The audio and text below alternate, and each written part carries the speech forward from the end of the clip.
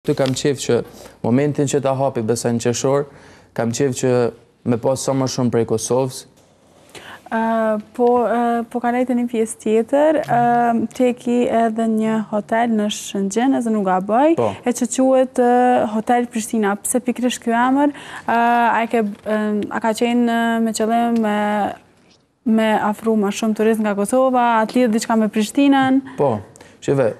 Çka e lidh Gertin me Prishtinën? Me Prishtinën lidhen shumë gjëra, thash, kam pas shumë miqësi edhe kam shumë miqësi, edhe arsyeja pse ka kanë Prishtina është që në Shëngjin përveç thash stomatologjisë kam edhe një kompani real estate të ankohen kena të pas bëjmë me shqiptarët e Kosovës, me thënë 80% shitjeve.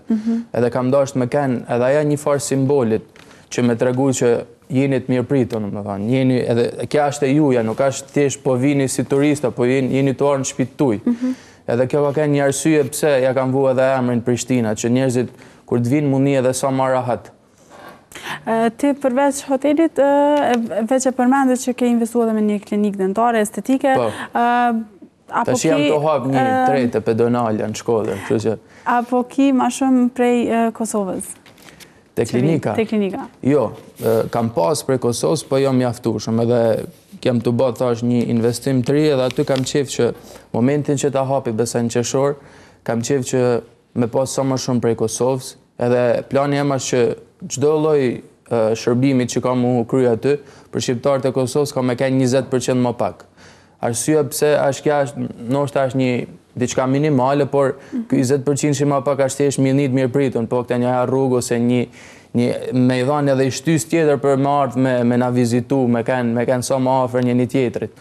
Edhe besoj, i ta gjanë janë disa gjeste të vogla që secili prej nesh mund t'i bëjmë, që këto na bashkojmë, do thonë, se ndoshta në fushën politike, ndërkombëtare s'kena ç'a të bëjmë, por të paktën me njëri tjetrin, duhet me kanë sa më ngrohtë. Le të largohemi pak prej çështjes kombëtare, qëndrojmë te klinika jote dentare. Pacientët apo vinë më shumë për shëndetin apo për pamjen? Po, tash unë merrem edhe me kirurgji, nga që babi ka kanë 50 vjet kirurg.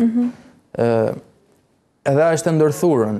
Unë i kam dhënë më shumë shtys pjesës estetike nga që i ka dhënë babi, nga që babi ka kanë i fokusuar për pjesën e kirurgjisë maksilofaciale. Unë tash jam çdo ditë më shumë tu investu, tu trajnu me perfekcionu këtë pjesën estetike, nga që e shoh që brezat e ri janë shumë më vetëdijshëm për mënyrën se si duken edhe buzëqeshjen. Dikur ndoshta s'kan kanë, thjesht kanë dashur me kry punë, mos mi i dhimbë, kur në momentin që kanë dhimbë kanë dashur me hek, kurse tash i shifet çdo ditë më shumë janë futa facetat venirës e tjerë.